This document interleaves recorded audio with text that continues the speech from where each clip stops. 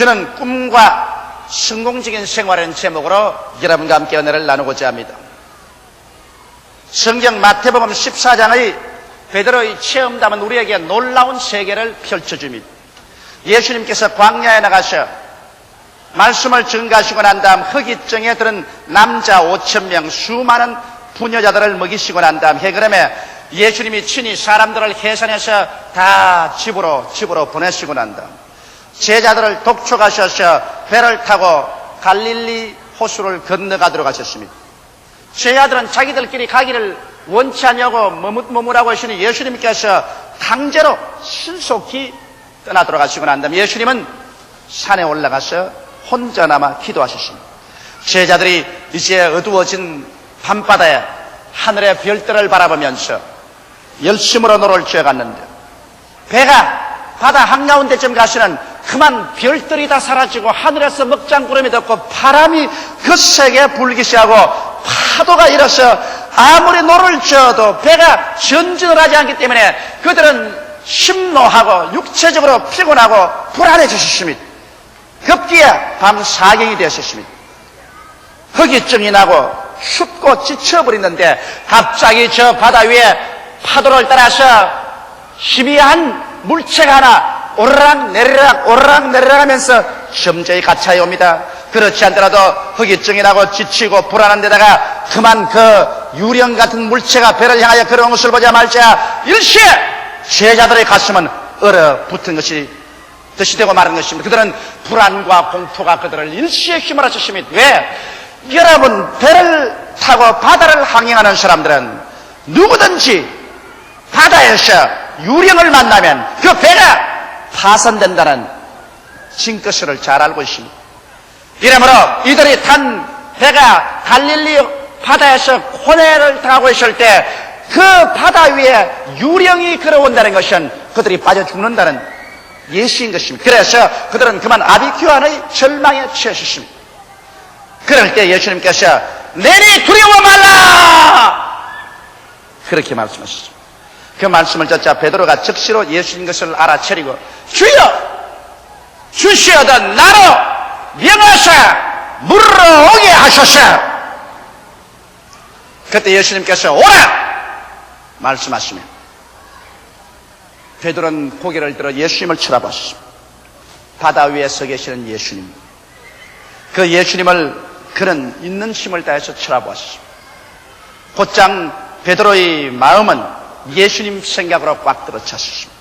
그 믿음도 예수님의 생각으로 꽉 들어차고 그는 삽시간에 바다와 파도를 보지 않았습니다. 그는 갈릴리의 바다 위에 있다는 것도 잊어버렸습니다. 예수님만 바라보고 배에서 나와서 예수님을 향해서 걸어가기 시작한 것입니다. 상당히 걸어갔습니다. 그러다 일진 광풍이 불어오면서 물보라가 베드로를 치고 물세례를 받고 온 눈에 짠물이 들어가자 그만 예수님을 바라보는 눈을 옮겨서 바람과 파도를 바라보자 마음속에 급기야 불안과 공포가 휘몰아쳐 오고 온 오금이 저려오고 이제 나는 빠져 죽는구나 생각을 하자 말자 물속에 빠져 들어가기 시작한 것입니다. 그럴 때 베드로가 고함을 쳤습니다. 주여 내가 죽나이다 나를 도우소서. 예수님이 오셔서 즉시로 베드로의 손을 붙잡아 일으키면서 믿음이 적은 자여 왜 의심하였느냐고 우셨습니다. 이 이야기 내용은 우리 일생을 변화시키고도 남음있는 위대한 의미가 포함되어 있는 것입니다. 똑같은 갈릴리 바다에 똑같은 시간에 똑같은 파도가 치는데 조금 전에는 베드로가 물으로 걸었다가 조금 후에는 물에 빠졌다. 무엇이 달라졌습니까? 외면적으로 볼 때 달라진 것은 아무것도 없습니다만 실제로 달라진 것은 베드로의 마음에 예수님에 대한 태도만 달라진 것입니다. 베드로가 예수님을 힘껏 쳐다보고 나아갈 때는 물으로 걸어갈 수가 있었습니다. 그러나 바라보는 눈을 예수님께로부터 돌이켜서 바람과 바다를 바라보자 그건 물속에 빠져들어가기 시작한 것입니다. 오늘 우리 인생을 살아가는데 이와 똑같은 것입니다. 여러분 인생에 있어서의 죄의 파도, 질병의 풍랑, 생활의 고뇌, 시험과 환난의 파도가 휘몰아쳐 올 때 여러분 우리가 올바르게 예수님과의 태도를 가지고서 바라보고 있으면 여러분께서 그 인생 고해의 파도를 걸어서 상처 입지 않고 가는 사람도 있고 다른 사람은 빠져서 허우적여 죽는 사람도 있는 것입니다. 이것은 파도가 나빠서 그런 건 아닙니다. 인생을 살아가면서 여러분 고해를 안 당할 사람 없습니다. 누구든지 죄, 질병, 저주, 절망, 죽음, 고통, 환난은 다가오는 것입니다. 그것이 문제가 아니라 그 파도 위를 걸어가는 사람이 있는가 하면 그 파도에 빠져서 허우적이다가 절망하여 죽어버린 사람이 있다는 것입니다. 그러면 우리는 어떻게 해야 이 고해를 발로서 밟고 승리로 걸어갈 수 있을까요? 여기는 베드로에게서 우리는 배워야 되는 것입니다. 베드로가 고개를 들어 예수님을 바라보고 있을 때, 그래서 베드로의 속에 예수님에 대한 꿈과 환상이 꽉 들어차 있을 때 그는 물로 걸어갈 수 있습니다. 이것이 바라봄의 법칙이라는 위대한 법칙입니다. 여러분께서 집중적으로 바라보고 있으면 그 바라보는 대상이 여러분을 점령해버린 것입니다. 놀라운 법칙입니다. 여러분께서 대상을 바라볼 때 여러분이 그 대상을 점령하는 것이 아니라 여러분이 대상을 집중적으로 바라보면 그 대상이 꿈과 환상으로 여러분을 점령해버립니다. 여러분의 생각을 점령해버리고 여러분의 마음을 점령해버리고 여러분의 행동을 점령합니다. 그러고 난 다음에 어떤 일이 생겼냐? 그 대상에서부터 힘이 나옵니다. 무서운 눈에 안 보이는 힘이 나와서 여러분을 붙잡아버립니다. 붙잡아가지고서 그 대상으로 끄집어 당깁니다. 이 신비하고 놀라운 법칙을 수많은 사람들은 모르고 있습니다. 베드로가 예수님께 집중하고 있었습니다. 바람이 불고 파도가 치고 배가 요동을 하는데도 불구하고 예수님께 집중을 하고 바라보고 있었습니다. 그러자 예수님이 그의 생각을 점령해 버렸습니다. 그의 믿음을 점령하고 그 행동을 점령했습니다. 예수님께로부터 보이지 않은 성령의 힘이 나와가지고서 베드로를 붙잡아 버렸습니다. 그리고 그런 말을 시키는 부모같이 베드로를 붙잡고 물으로 들어서 그런 말을 시키면서 예수님께서는 자기에게로 베드로를 끌어오고 있었습니다. 그러다가 일절 광풍이 불어왔어. 물보라가 베드로를 덮쳐서 물세를 받고 눈에 짠물이 들어가자 끔뻑끔뻑하면서 예수님을 바라보는 눈을 돌이켜서 바람과 파도를 바라보았어. 그러자 바람과 파도를 바라보자 말자 바람과 파도의 생각이 그의 마음을 점령해버렸습니다. 그리고 그러자 불안과 공포가 그 마음을 점령했습니다. 그러자 행동으로 그만 그 오금이 오그러지고 간담이 쓰늘해지고 심장이 얼어붙는 듯이 이젠 죽었구나고 생각하자 말자 그런 그 바다가 그를 잡아 당깁니다. 대상이 잡아 당기는 겁니다. 그 바다에 죽음이 손을 내밀고 그를 잡아 당겨서 바닷속으로 끌어 당겼습니다. 주여 나를 도우소서. 예수께서 곁에 계셔서 안 도와주었더라면 그는 죽었을 것입니다. 예수님이 그를 건져주신 것입니다. 여러분 이 세상에 살면서 이 바라봄의 법칙이란 대단히 놀라운 능력이 나타납니다. 여러분과 내가 어떠한 대상을 집중적으로 바라보는지 바라보면 그것이 여러분을 점령해버립니다. 여러분의 생각을 점령하고 여러분의 소원을 점령하고 믿음을 점령하고 행동을 점령하고 그 바라보는 대상에서 눈에 안 보이는 만유 인력 같은 힘이 나와가지고서 여러분을 붙잡아서 자기에게로 끌고 갑니다. 긍정적으로 바라보는 사람은 긍정적으로 끌려가고 부정적으로 바라보는 사람은 부정적으로 끌려갑니다. 베드로가 여러분 바람과 바다를 바라보자 말자 바람과 바다가 그 생각과 그의 믿음과 그의 행동을 점령해버리고 바닷속으로 끌어 당겨버린 것입니다. 아담 보십시오. 아담이 선악과를 바라 안 보았으면 좋겠는데 선악과를 바라보자 선악과가 그를 생각을 점령해버리고 소원을 점령하고 믿음을 점령하고 행동을 점령하고 선악과에서 힘이 나와서 그들을 부여잡고서 경절하게 끌어당겨서 그들은 어찌할 수 없이 선악과를 먹어버리고 마는 것입니다. 여러분 성경에는 말세 하나님께서 모든 역체에게 성령을 부어주리니 너희 젊은이들은 환상을 보고 늙은이들은 꿈을 꾸리라고 말한 것입니다. 바로 하나님 성령께서 여러분에게 꿈과 환상을 주시는 것은 꿈과 환상은 바로 성령의 팔이요. 여러분의 마음속에 꿈과 환상을 가지고 있으면 그것이 성령의 팔이 되어서 성령이 여러분을 잡고서 여러분을 그 꿈과 환상으로 끌어당겨가는 것입니다. 이것은 가장 신비하고 놀라운 체험인 것입니다. 저는 오랜 세월 동안 저희 교회에 대한 꿈과 환상을 가졌습니다. 10만이 되고 20만이 되고 30만이 되고 50만이 되는 꿈과 환상을 내 마음속에 영롱하게 가지고 있습니다. 내가 꿈과 환상을 가진 것이 아니라 삽시간에 그 꿈과 환상이 나를 점령해버리고 마는 것입니다. 50만 성도의 꿈이 나의 생각을 점령하고 내 소원을 점령해버리고 내 믿음을 점령해버리고 내 행동을 점령해버리고 그 50만 성도의 꿈이 눈에 안 보이는 성령의 팔을 내밀어서 나를 붙잡고서 기적적으로 50만으로 끌고 가는 것입니다. 그렇기 때문에 성경에 꿈이 없는 백성은 망한다고 하는 이유가 거기 있는 것입니다. 꿈이 없으면 새로운 세계로 점령도 안 되고, 꿈이 없으면 나를 그 새로운 세계로 끌고 가는 신비한 힘도 나타나지 아니하는 것입니다. 우주 만유의 인력 법칙이 있습니다. 지구도 여러분 태양에 눈에 안 보이는 끈에 묶여 있습니다. 태양이 있으면 수성, 금성, 지구, 화성, 목성, 토성, 천왕성, 해왕성, 명왕성 이렇게 별들이 태양의 눈에 안 보이는 인력에 끌려가 있습니다. 오늘 이와 같이 여러분과 내가 꿈과 환상을 가지고 있으면 꿈과 환상 속에서 눈에 안 보이는 힘이 나와가지고서 여러분과 나를 점령하여 신기하고도 상상할 수 없는 능력으로 여러분과 나를 꿈과 환상으로 끌고 가고 있는 것입니다. 이렇기 때문에 여러분께서 나는 할 수 없다, 나는 못한다, 나는 안 된다, 나는 죽는다, 우리 남편은 나쁜 남편, 내 아내는 못난 여인, 우리 자식은 좋지 않다, 우리 부모는 좋지 않다, 이런 나쁜 꿈과 환상을 가지고 있으면 나쁜 꿈과 환상이 여러분의 생각과 소원과 믿음과 생활을 점령해버리고 나아가서 거기에서 나쁜 힘이 나와가지고서 여러분과 나로 하여금 점점 그 나쁜 데로 끌고 가는 것입니다. 꿈과 환상은 여러분 막연한 것 아닙니다. 꿈과 환상에서는 눈에 안 보이는 손이 나와가지고서 여러분을 붙잡아서 끌고 가는 것입니다. 베드로가 예수님의 물 위에 서 있는 꿈과 환상을 바라보고 있을 동안에는 예수님 속에서 힘이 나와가지고서 베드로를 붙잡아 물으로 걸어오게 하고 예수님 가차히 오게 만들었을 것입니다. 그러므로 이제 우리는 남은 여생을 무엇을 바라보며 살아야 할까요? 무슨 꿈과 환상을 가지고 살아야 할까요?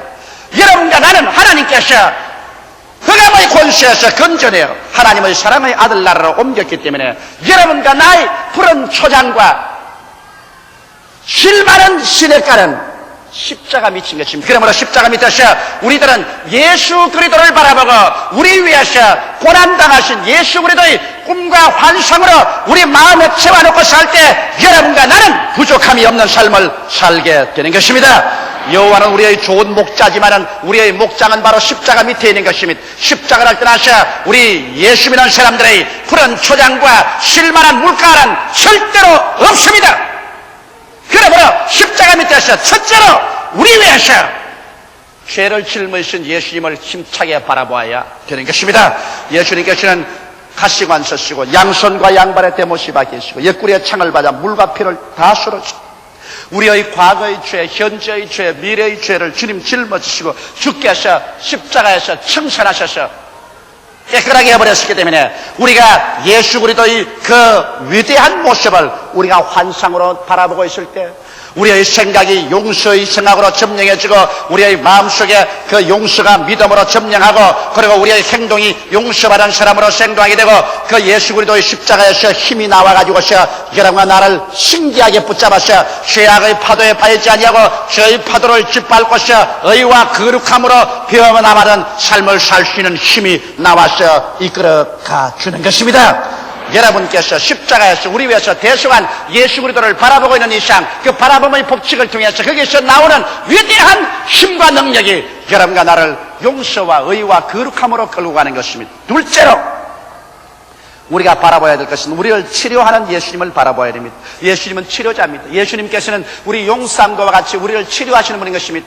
예수님 그 자체가 바로 치료자이기 때문에 예수님과 치료를 분리시킬 수가 없는 것입니다. 예수님 우리 영을 치료하고 마음을 치료하시고 육체를 치료하시고 우리 생활과 가정을 치료하시는 것입니다. 예수님 속에는 조화가 각도로 차고 치료는 파괴와 무질서이기 때문에 예수님 계신 곳에 파괴와 무질서가 다 떠나가 버리고 마는 것입니다. 이러므로 예수님께서 친히 우리의 양식을 담당하시고 병을 짊어지셨으며 제가 채찍에 맞음으로 우리가 나음을 받았으므로 오늘 예수 그리스도의 덩어리에는 지금도 채죽 자국이 그대로 영롱하게 남아있는 것입니다. 우리가 여러분 꿈과 환상으로 우리를 치료하시고 채찍에 맞으신 예수님을 힘차게 바라보면 비록 내가 질병의 파도에 휩싸여 있을지라도 나를 치료하는 예수님, 채찍에 맞으신 예수님을 힘차게 바라보고 있으면 치료의 생각이 나를 점령해버리고 그 꿈과 환상이 내 생각을 점령하고 내 믿음을 점령하고 내 감정을 점령하고 내 행위를 점령하고 그 꿈과 환상에서부터 치료의 손이 나와가지고 그 위대한 치료의 힘이 여러분과 나를 붙잡아서 질병에서 치료로 끌고 가는 것입니다. 하루하루 계속해서 눈에 안 보이는 힘이 나타나셔 여러분과 나를 질병의 그 소굴에서 부여잡고서 바라보고 있는 그 치료로 끌고 가는 것입니다.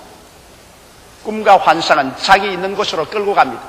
위대한 힘이 꿈과 환상에서 나와서 점령해서 여러분을 끌고 가기 때문에 꿈과 환상을 가지고 있는 사람은 점점 새로운 세계로 끌려가게 되는 것입니다. 셋째로 우리는 어떤 꿈과 환상을 꿀까요? 우리는 저주와 환난과 고난과 가시와 응격기 속에서 그 꿈만 바라보고 살까요? 그렇지 않습니다. 예수님께서는 모든 삶의 근원이 됐습니다. 주님께서는 우리의 온갖 구하는 것이나 생각하는 것에 넘치도록 능히 하실 수 있는 분이 예수님이신 것입니다. 바로 예수님께서 여러분과 나의 저주를 없애기 위해서 가시관을 쓰시고 가시와 응급치를 제끼시고 저주를 받아 십자가에 못 박이심으로 말미암아 여러분과 나의 저주를 대속하셨습니다. 이러므로 여러분께서 예수님을 바라볼 때 십자가에 못 박인 예수님은 나의 저주를 짊어졌다는 것을 알고 여러분께서 저주에서 노연하는 꿈과 환상을 그릴 줄 알아야만 되는 것입니다. 내가 저주를 받아 헐벗고 굶주리고 이웃과 친척과 가족과 나라의 짐이 되고 낭패와 실망을 당하고 그래서 남에게 비난과 조소거리가 되는 이러한 모습을 완전히 벗어버리고 예수 안에서 내가 남에게 꾸어줄지라도 꾸지 아니하며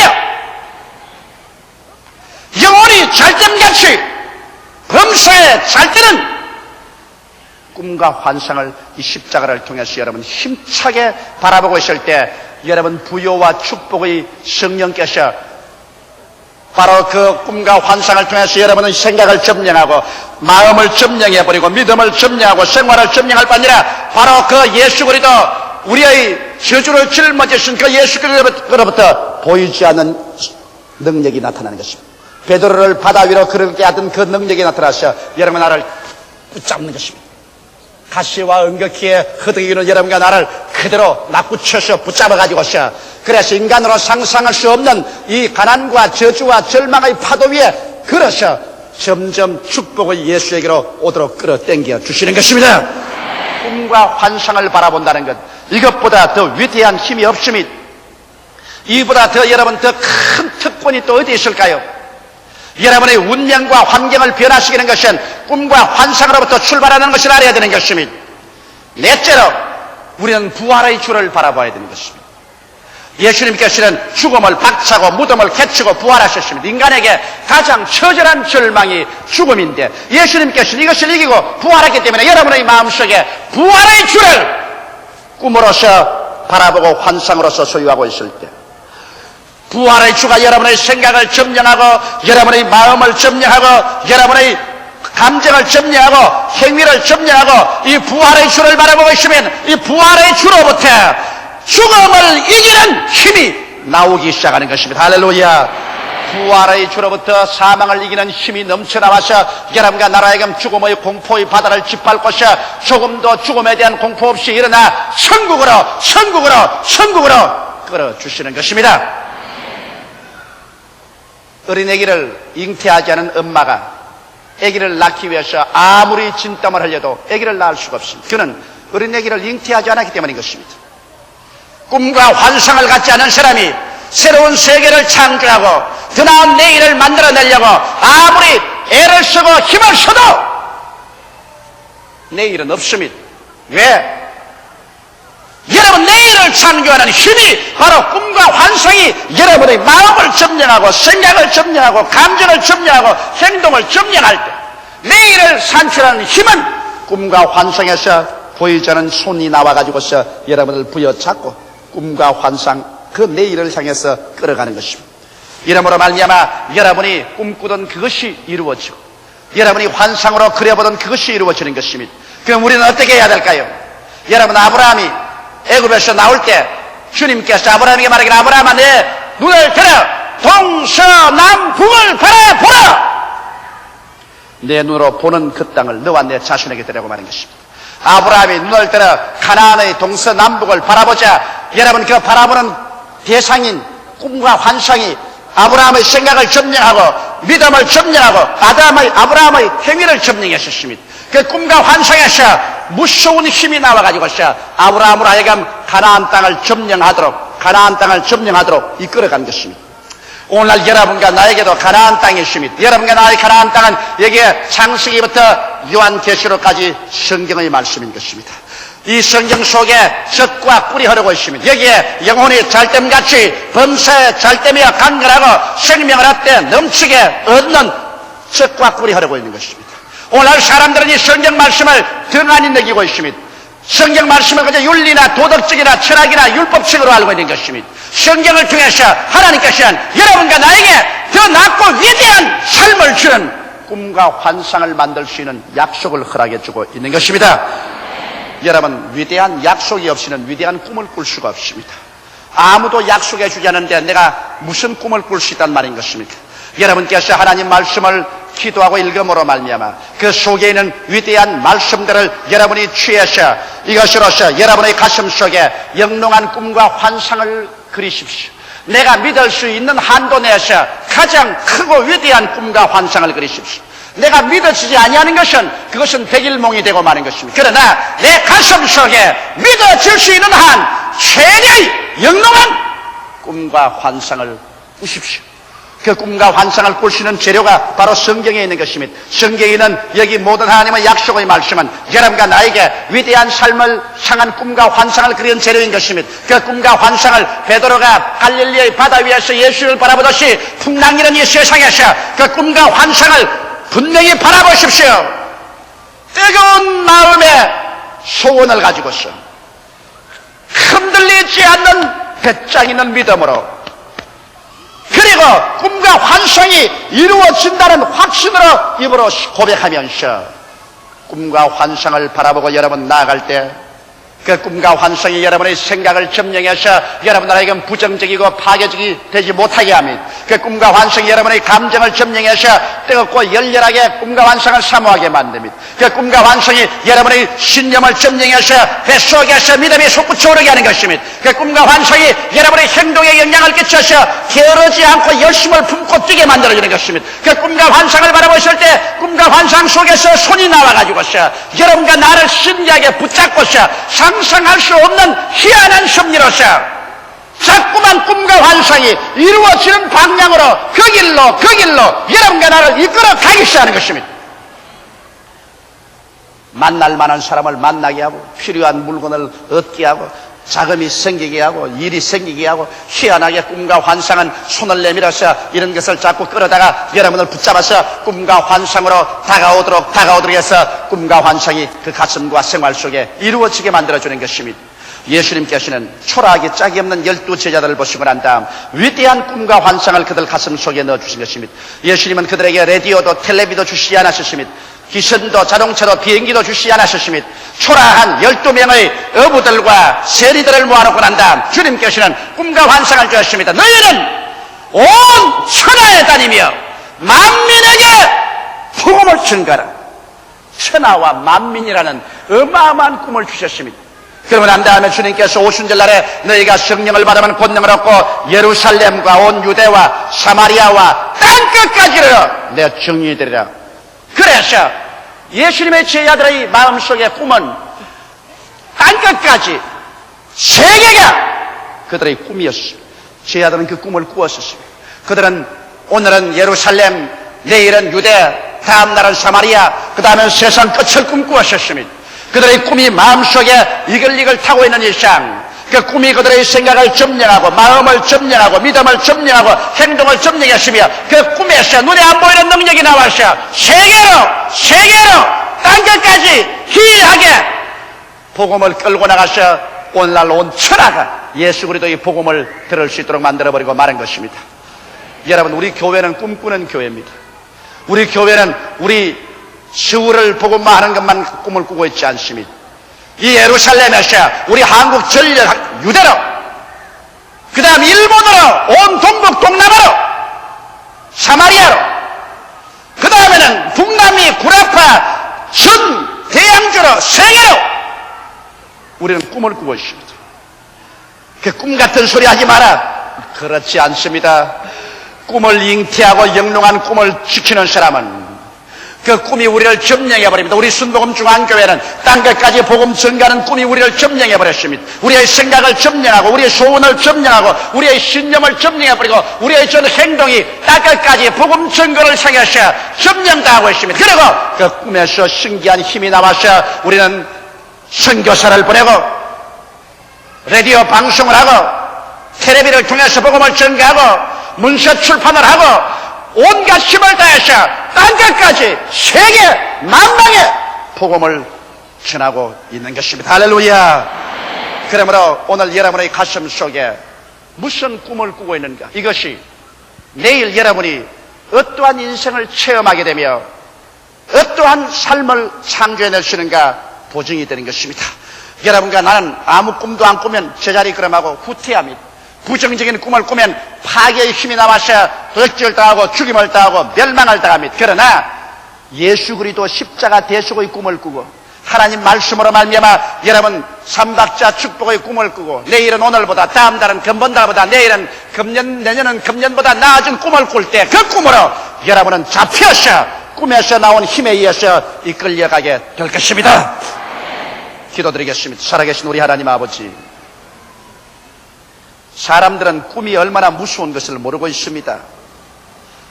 바라보는 것이 얼마나 무섭게 자기의 전 생각과 소원과 믿음과 생활을 점령해버리고 그곳에서 힘이 나와서 우리를 그곳으로 끌고 간다는 사실을 모르고 있습니다.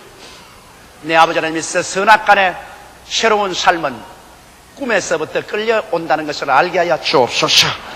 우리가 마음속에 무엇을 꿈꿀 것인가, 이것이 우리가 내일 어떠한 사람으로서 산출되어 나올 것인가를 결정짓는 것을 알고, 내 아버지 하나님이여, 십자가 밑에서 그리스도를 바라보고 용서와 치료와 축복과 부활의 꿈을 꾸게 하여 주시옵시고, 성경의 말씀에 기록된 위대한 약속을 통해서 위대한 삶을 꿈꾸게 하여 주옵소서. 꿈이 잉태한 사람은 승리의 자녀를 낳을 수 있다는 것을 알게 하여 주옵소서. 예수님 이름 받들어 기도하옵나이다. 아멘.